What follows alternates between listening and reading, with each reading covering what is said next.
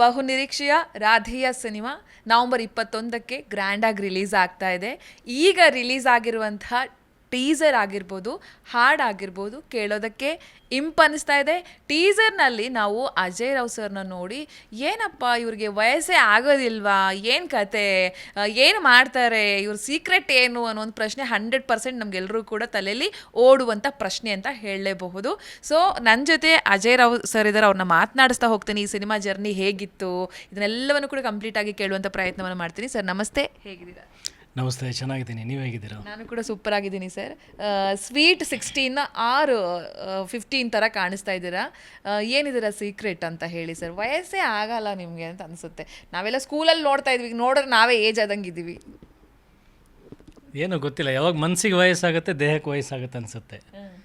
May be ನಾವು because ಅದೇ ಥರದ ಕಥೆಗಳು ಮಾಡ್ತಿರ್ತೀವಿ, ಅಂದರೆ ರಿಲೇಟೆಡ್ ಟು ಯೂತ್ಸ್.